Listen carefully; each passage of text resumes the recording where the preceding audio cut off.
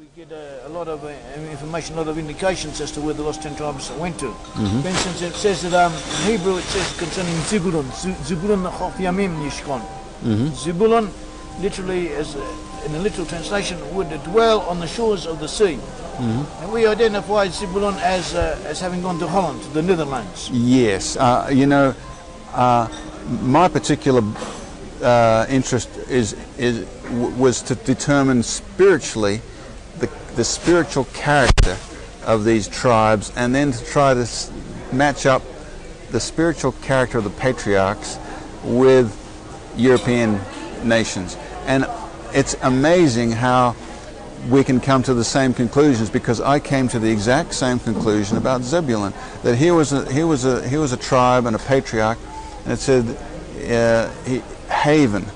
A haven is a place of peace, and a character which desires peace, and at the same time peaceful trade.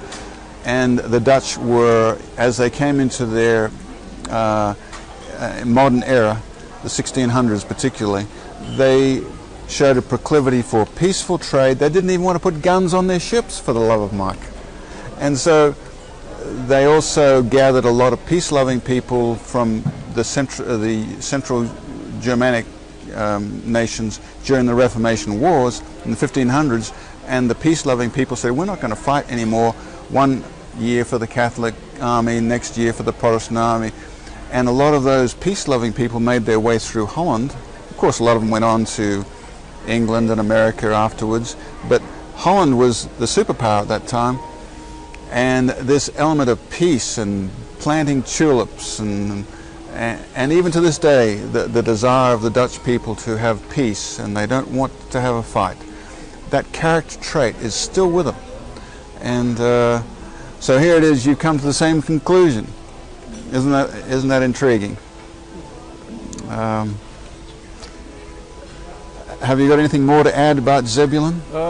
We find in Ptolemy. Ptolemy was a Greek geographer, or a geographer who lived in Egypt of Greek origin, Greek ancestry. No, it wasn't Christian, it wasn't Jewish. He based himself upon Phoenician records, and he records the presence in the region of Holland, of northern Holland, of a people known as Zebulun Goy.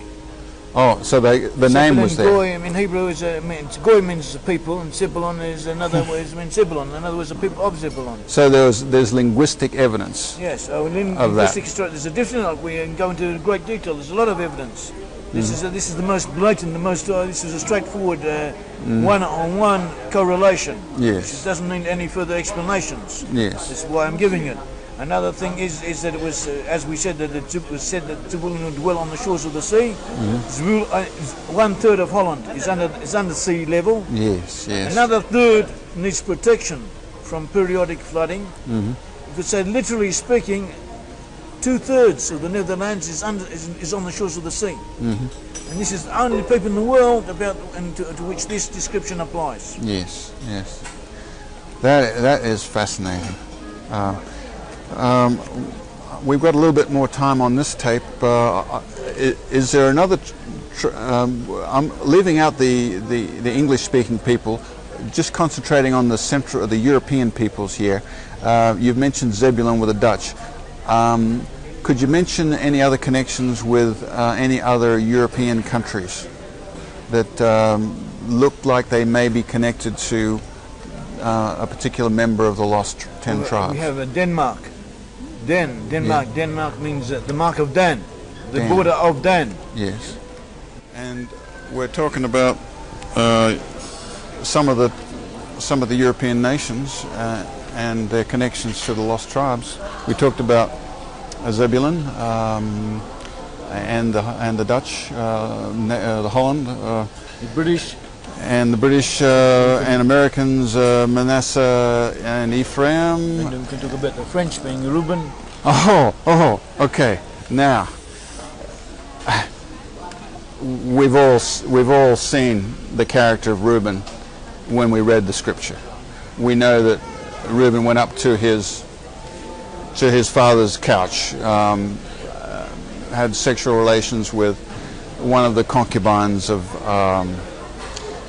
his father. So he was pretty sternly rebuked for his proclivities towards that side of things, but at the same time, with Reuben, he is the firstborn, right?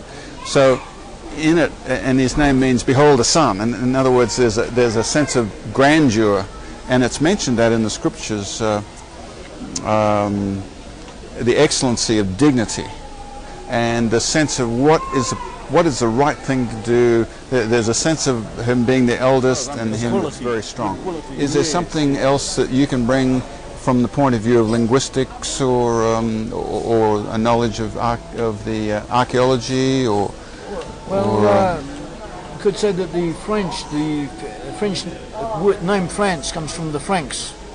Yes. And the primary element amongst the Franks, amongst at least those Franks who founded the Kingdom of France, are known as Ribuari. Ribuari Franks. Okay. And this has been interpreted to mean the Franks from the river banks. It's similar, related to the Latin. The Latin says Ribuari. Ribuari, meaning riverbank. So they say take Ribuari as a version of Ripuari. But it doesn't necessarily have to be that way, because often names given to peoples in ancient times were interpreted according to some characteristics that they had in the eyes of the people doing the interpretation. Yes. In other words, the Romans, also the Hebrews, but the Romans, the Hebrews, all ancient peoples, when they heard the name given to these peoples, they would have interpreted in their, according to what the nearest meaning it had in their own language, in their own language of Latin. Whereas their name in their own language of these Franks was apparently Ribuari. Ribuari can be considered similar, a version of an Aramaic version of Reuben. Yes. So there's a connection there. And then numerous connections, also connections with the sons of Reuben. Okay, so they have names as well, and presumably those names got carried on. Yes. Yes. And we have what is interesting, just as you mentioned, the mentioning characteristics and names together. So we have an interesting point here, which is worth looking, which I explained in detail in my book, The Tribes. Here's a map of France, and here is